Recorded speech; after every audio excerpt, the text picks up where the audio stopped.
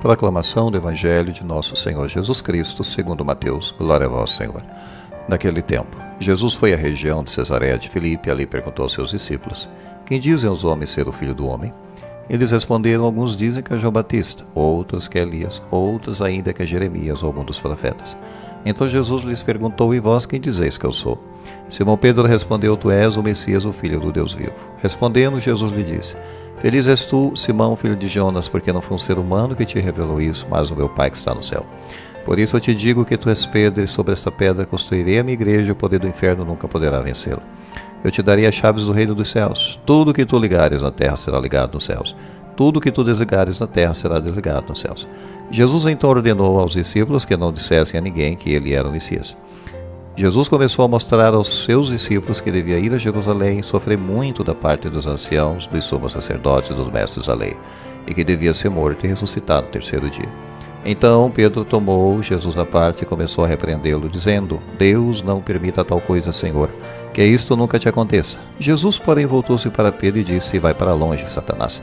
Tu és para mim uma pedra de tropeço, porque não pensas as coisas de Deus, mas sim as coisas dos homens. Palavra da salvação. Glória a vós, Senhor. Bem, irmãos, hoje nós temos essa passagem em Mateus capítulo 16, que é uma passagem muito importante, é um dos momentos mais significativos nos evangelhos, revelando verdades profundas sobre a identidade de Jesus e o papel da igreja.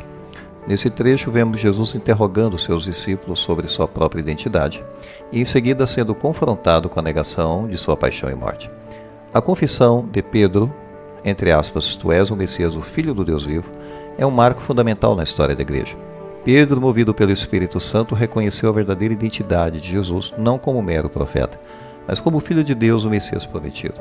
Jesus, por sua vez, elogia a fé de Pedro, afirmando que essa revelação não veio da carne ou do sangue, mas do Pai Celestial. A declaração de Jesus sobre construir a sua igreja sobre a pedra, que é Pedro, é um dos versículos mais conhecidos e debatidos da Bíblia. A interpretação mais comum é que a pedra, entre aspas, se refere à confissão de Pedro, ou seja, à fé na divindade de Jesus.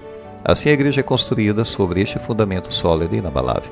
A promessa de Jesus de que as portas do inferno não prevalecerão contra a igreja é uma garantia de que a comunidade de fé permanecerá firme diante de todas as adversidades. A reação de Pedro à profecia de Jesus sobre sua paixão e morte revela, por outro lado, a fragilidade da natureza humana, mesmo nos discípulos mais próximos. Pedro, movido por um afeto sincero, mas equivocado, tenta impedir Jesus de cumprir a vontade do Pai. Jesus, no entanto, identifica claramente a natureza satânica dessa tentativa, mostrando que até mesmo os mais devotos podem ser tentados a negar a cruz.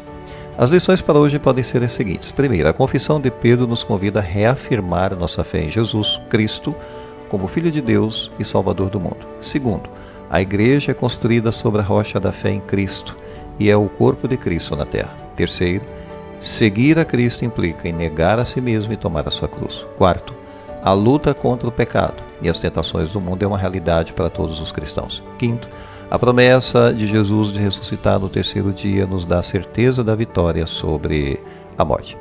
Para uma reflexão pessoal, podemos colocar algumas perguntas também. Qual a profundidade da minha confissão de fé? Segunda questão, como posso fortalecer minha vida de oração e comunhão com Deus? Terceira questão, de que forma posso participar ativamente da vida da igreja? Quarta questão, como posso superar os desafios e tentações que enfrento no meu dia a dia? Quinta questão, qual é a minha esperança para o futuro? Pensemos em todas essas questões em nossa meditação para essa noite ou essa tarde ou essa noite, seja conforme o horário que cada um preparar para meditar. Louvado seja nosso Senhor Jesus Cristo, para sempre seja louvado.